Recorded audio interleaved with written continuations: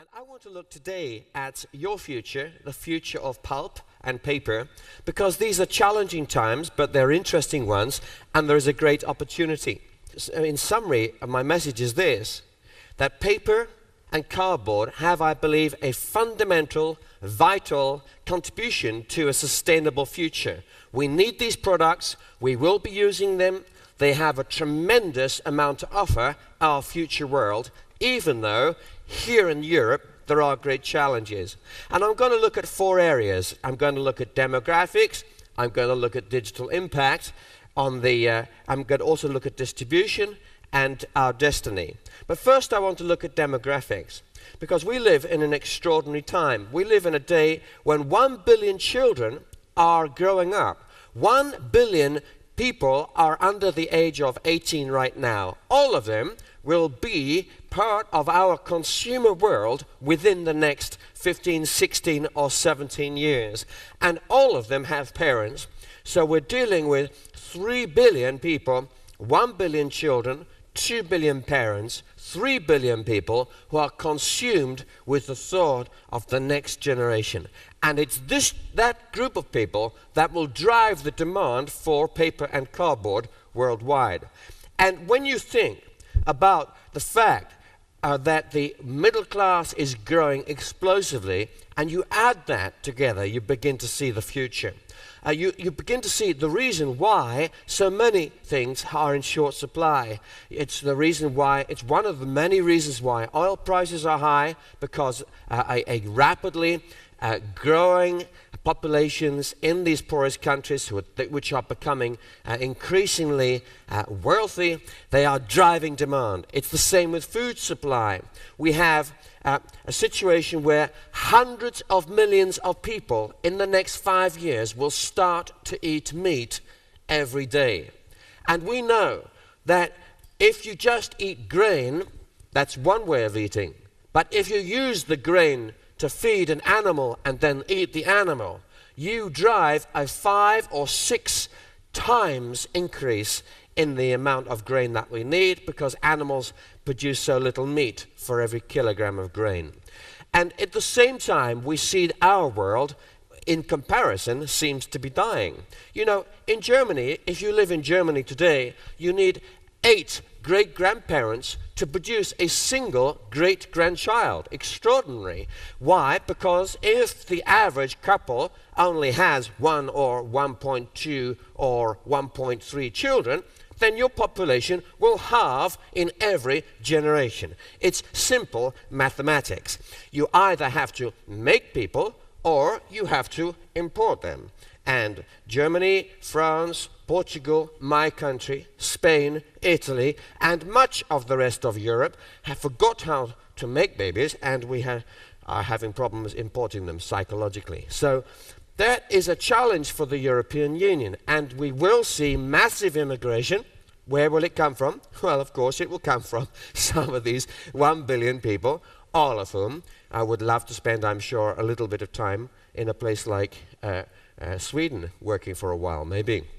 So when you balance this massive growth in most of the world, in terms of economic growth, population growth, with the relative decline of our wealthy countries, you still end up with a small growth in paper and pulp, of course, around 2% per year, and you can see the difference. This is China's growth, 7.45% growth per year in terms of pulp and paper. This is India, the US, and the world.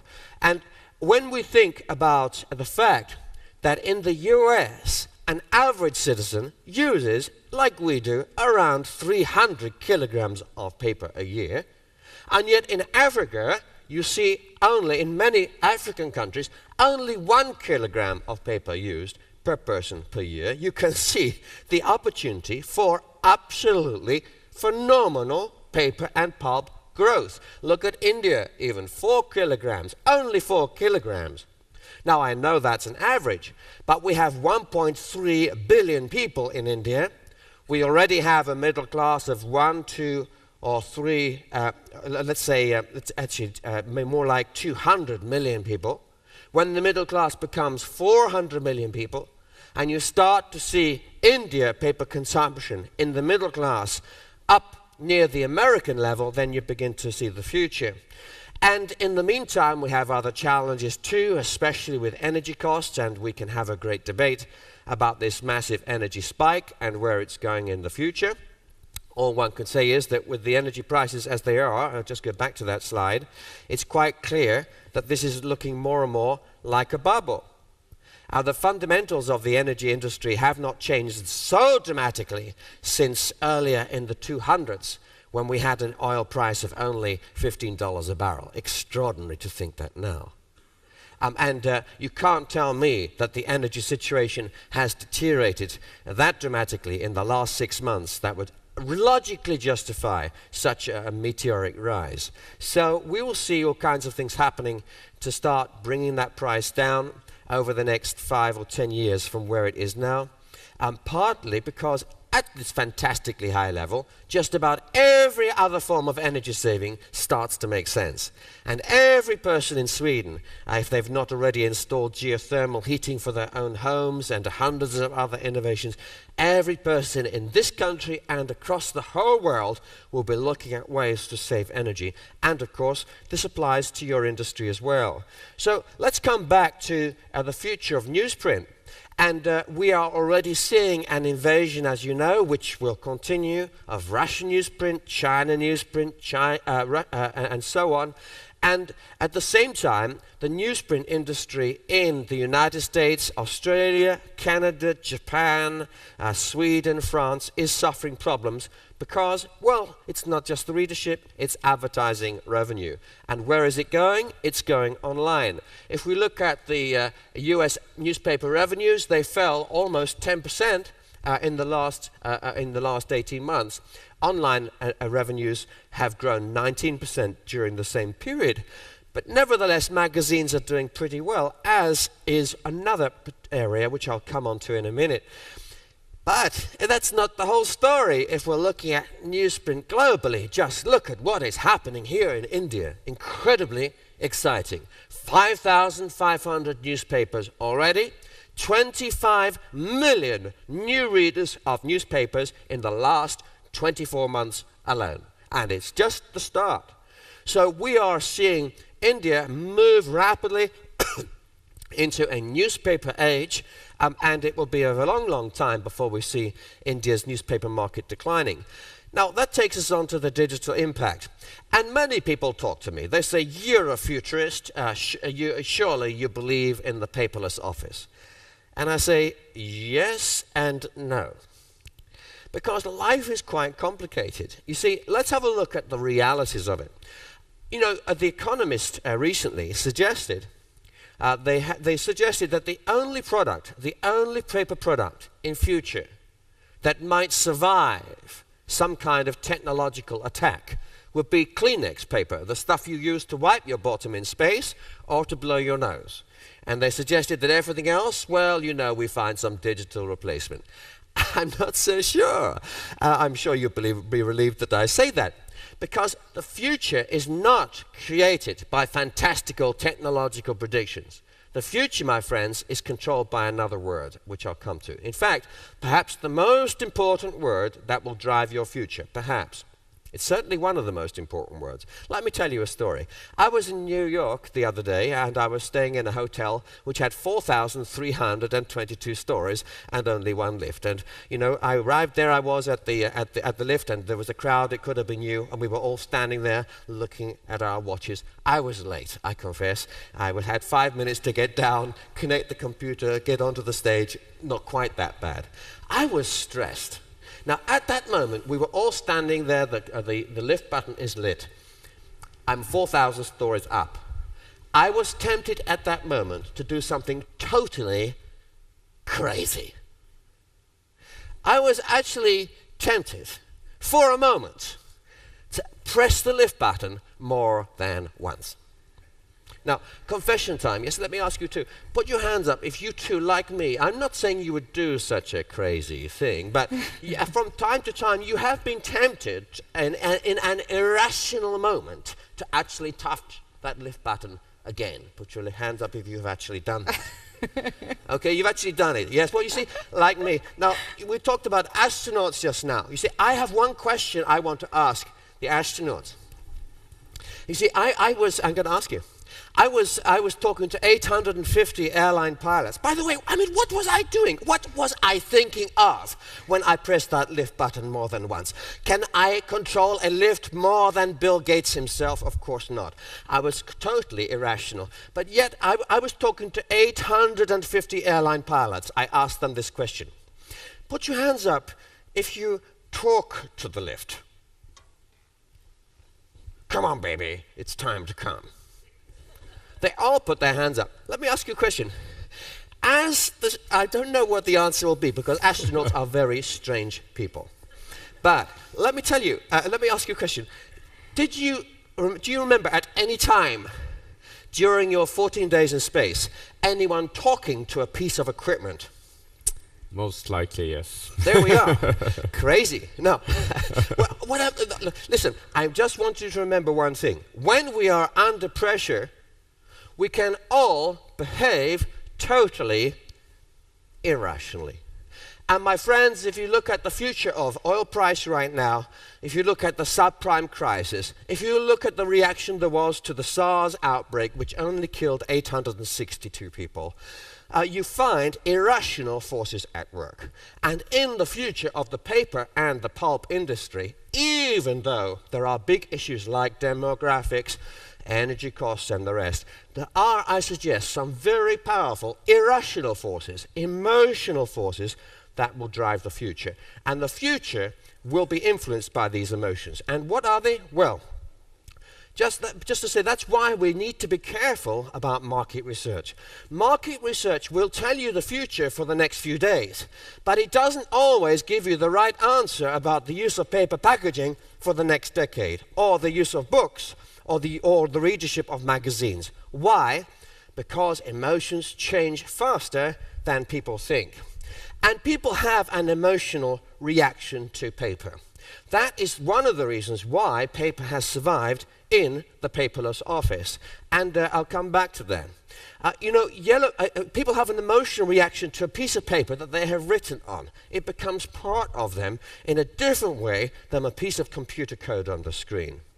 Yellow Pages, yes, they're under pressure from Google Maps. Yes, direct mail is under pressure from email distribution and the rest. Yes, it's true that paper letters look like the last century. But there are surprises here. Look how well books are doing. I'm a great believer in books. I have written 12 of them. In fact, books have grown as a market by 2.5% in the US over the last few years, per year. Why? Well, one of the reasons is because people are emotionally connected with a book. They pick up a book, they hold it in their hands, they smell it, they write in it, it becomes part of them. They keep the book, they put it on the shelf. If you want to burn a book, if you want to make a headline in the national media, go to the market it's one of the markets where they sell vegetables in Stockholm with some books by a poet, a particular poet, or by a particular novelist, and go and burn them in a public place. I guarantee CNN will be there. Why? Because it is such an emotional thing. Tell me, would CNN be there if they burnt some newspapers? No. Magazines by the same writer? No. Book? Yes. Because there is something almost spiritual about a book. Remember, emotion. And books, talking of books, even books are under pressures too. When the English editions of Harry Potter were brought out, there was a big campaign that they had saved nearly 200,000 trees because of the way that the books were made. But let me just come back to something to do with medicine. You see, there's something very important about paper. It's not just the emotional connection, it's a biological connection. Let me explain. Your eye can process 3,000 terabits of data every second. Your ears, only about 112,000 bits of data. If I speak faster than 100 words per minute, my words disappear into chaos. But you can read a newspaper at around 3,000 words or 10,000 words per minute. You don't read every word. You just stand and you turn the pages. And you know what is in it, you know what is not in it. You cannot possibly process that amount of data on a screen like this one, which is only 1024 pixels that way by 768, or even on a high resolution screen.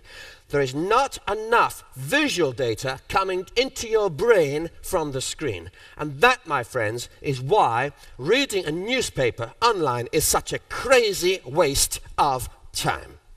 And you know, my friends, if you have a huge report sent by email, there is only one sensible way to read it from the point of view of your time and energy, which is, sadly, for the environment, good for you, which is to print it all out and scan it, skim it through, and bin it back again. Now, it may not be very sound from the environmental point of view, but from your brain point of view, it's the quickest way to get that data in. And that, my friends, is the reason why color brochures, direct mailed, will win, continue to win when they're well done. It's the reason why a book is such a pleasure to hold.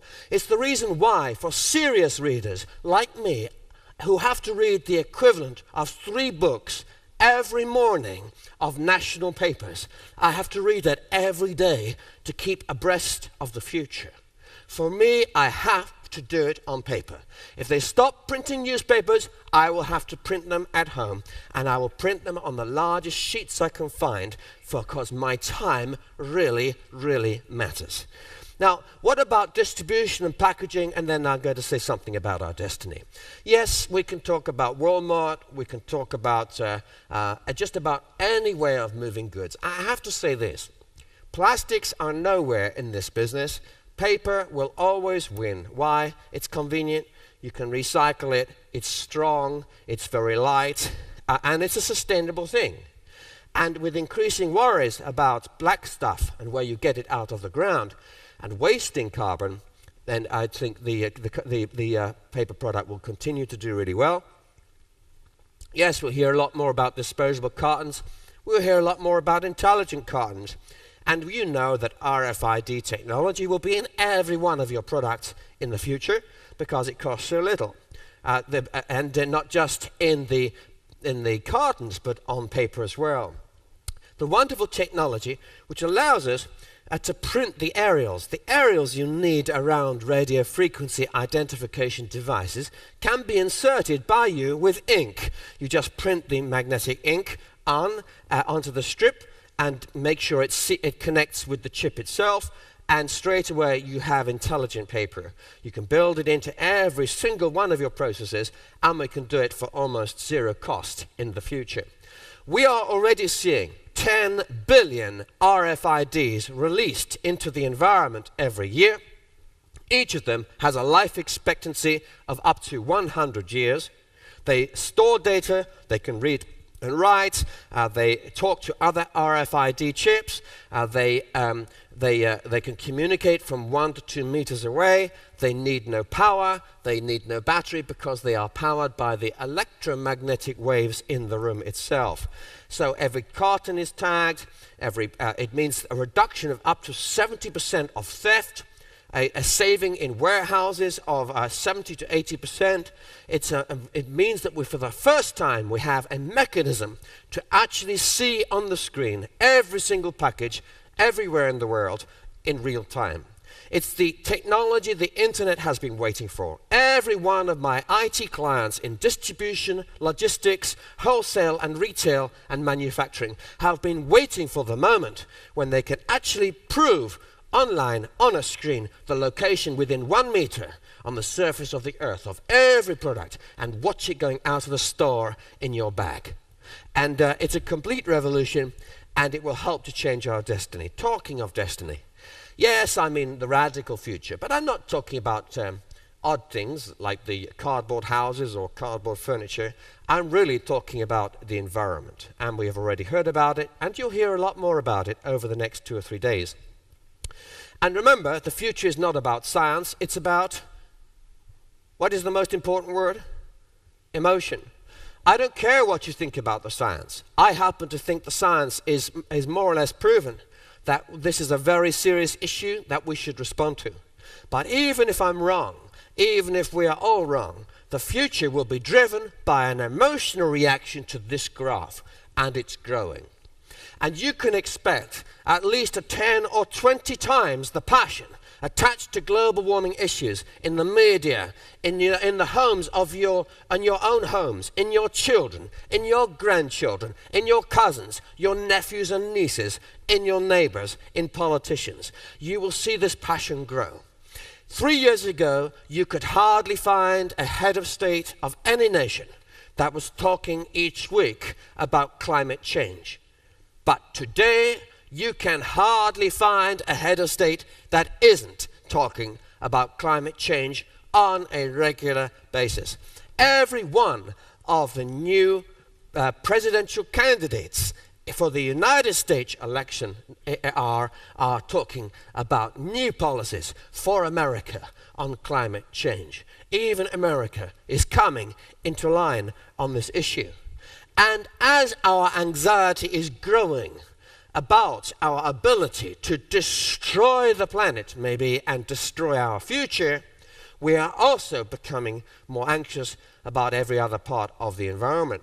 And so we see a change from plastic packaging to paper packaging. Good news for you. We see a change from plastic bottles to paper bottles. Good news for you. And I have to say, marvelous actually for storage too, because paper is so much more efficient on the shelf. When you think of how much wasted space there is in a crate of round bottles, when you've got a Tetra Pak carton like this, a paper brick, then you're getting a massive increase in density of product per meter, which is great news. The difficulty, of course, is recycling some of this stuff because you have plastics, a little bit of plastic in there, you have a little bit of aluminium foil, and you have a lot of cardboard. So it does need a special facility, but it can be done. And you see just about every area of the packaging industry is trying to reshape its products to save an extra millimeter here and there. And many of my clients are doing these things. You know this is happening, but paper, cardboard is coming back. You just have to look at what's happening with paper bags.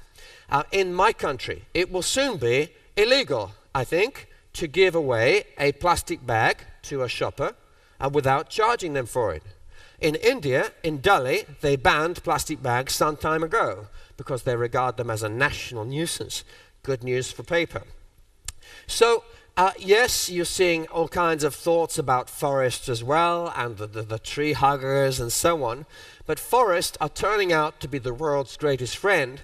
And as we are starting to focus on less weight paper products, more eco-friendly paper, and even 100% recycled papers that are as good quality as the rest, and I'm sure we will get there, even as we focus about new ways to reduce energy, to radically improve our paper pulp processes, even with all of that, I think we will find this, that the wood industry itself moves more and more from being a supplier of paper to a deliverer of power.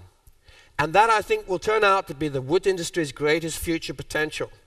Because if we do get much more efficient at recycling, if we do get ourselves to a place where we can produce some of the best papers in the world using almost 100% recycled product, then we will need, and the same with cardboard, by the way, then we will need less and less of your forests every year in order to regenerate that pool. And that will release a huge potential, as I say, for power. And that raises a final issue, which is offsetting. Already, we are seeing papers that are fully offset. What do I mean by that? What I mean is this.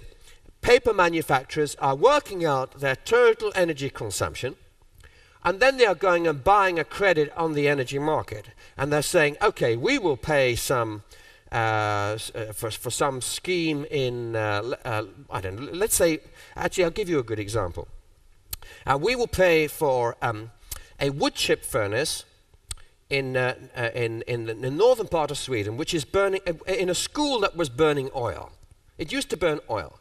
And they can't afford a new boiler to burn wood chips, but we have hundreds of tons of free wood chips here in the timber yard here, and they can have them from very little.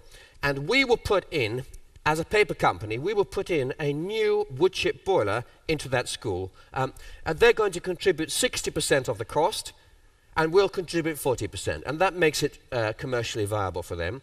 And they will pay a certain amount for the wood chip, and the wood chip will go. As a result of this, in this school we know that we will save, let's say, 100 tons of carbon every year. That carbon that has been saved is a direct result of our gift of 40% subsidy to pay for that boiler. And that gives us as a company 100 tons of carbon as a credit, which we can use to balance 100 tons of carbon that we used to make paper this year. That is a genuine offset. You control it yourself, it's provable, it wouldn't have happened anyway, the school would never have converted without your help, and you can use it to balance these things. And so in conclusion, we'll see a lot more of that kind of thing. Why? Because the slogan in future for paper and cardboard will be that we make life easy, but we do it in a great way.